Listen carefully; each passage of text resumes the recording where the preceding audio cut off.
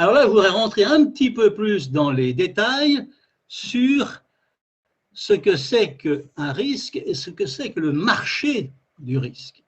Le risque industriel, la sécurité économique, toutes ces menaces constituent depuis très longtemps un business international, un marché. Et parmi les sources de l'intelligence des risques, il faut distinguer d'une part toutes nos lois et nos règlements, je pense notamment aux lois et réglementations françaises, qui sont très nombreuses, je dirais même trop nombreuses, qui n'ont pas le bénéfice d'une vision d'ensemble, parce qu'elles ne sont pas souvent reliées, elles résultent de lois de circonstances. Et lorsque l'on parle de sécurité économique, on ne voit pas toujours très bien de quoi il s'agit. Et là, je pense à nos ingénieurs qui se lancent dans la création d'une entreprise ou à qui l'on va confier un projet et où on leur demande de se préoccuper de sécurité économique. Et ils vont chercher dans tous nos codes, et Dieu sait s'il y en a, des réponses à leurs questions.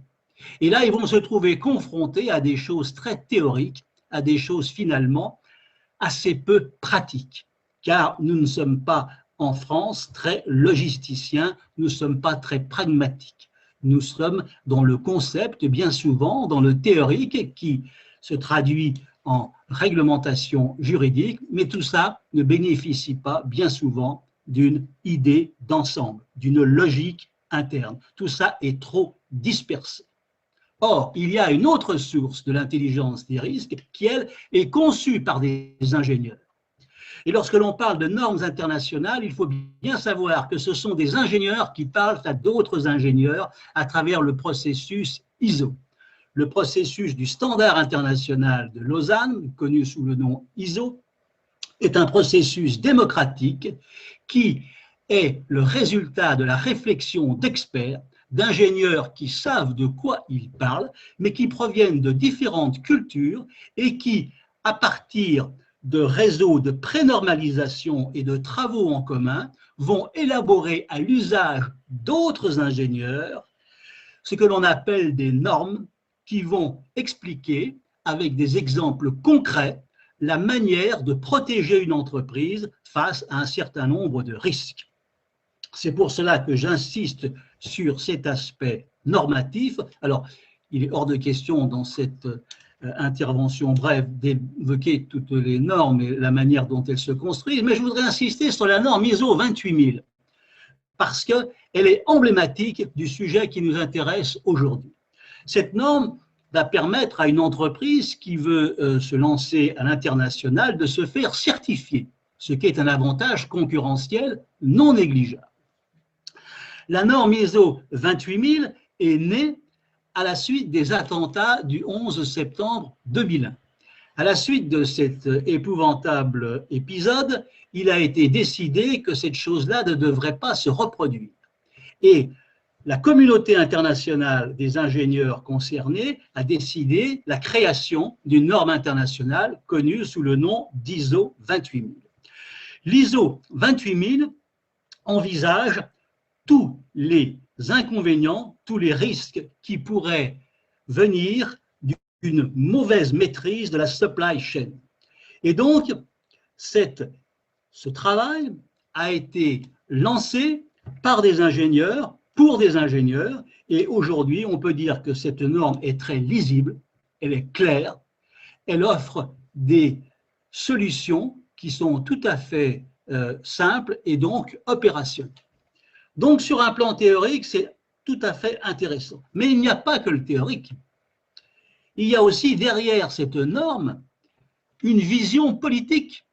Car au départ, lors de la création de l'ISO 28000, eh bien, les États-Unis se sont impliqués dans cette affaire-là, notamment avec l'ANSI, qui est l'équivalent américain de l'AFNOR, et les États-Unis ont décidé que la sécurité économique, l'intelligence des risques, ça serait aussi un business qui allait développer de nouvelles industries. Je pense par exemple à la biométrie, au plan de continuité d'activité, à l'interopérabilité des services de secours entre les services de secours terrestres et aériens, les hélicoptères notamment.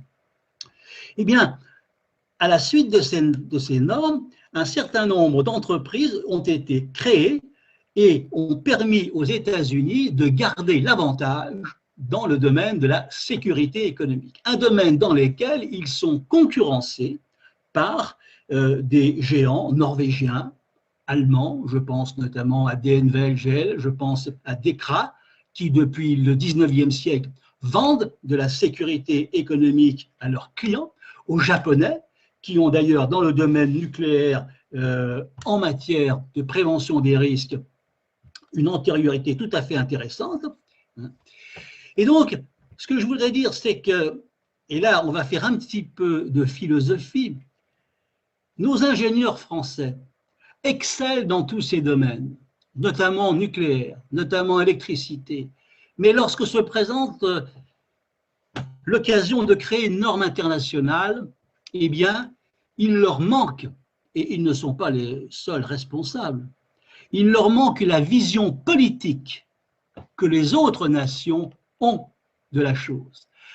Les États-Unis et les pays que je viens de citer ont, sur le marché de la sécurité économique et de l'intelligence des risques, une vision à la fois technique et politique, alors que nous n'avons qu'une vision technique. Et nous nous arrêtons là, parce que c'est quelque chose, le passage du technique au politique, que nous ne saisissons pas bien. Nous sommes mal à l'aise avec cela.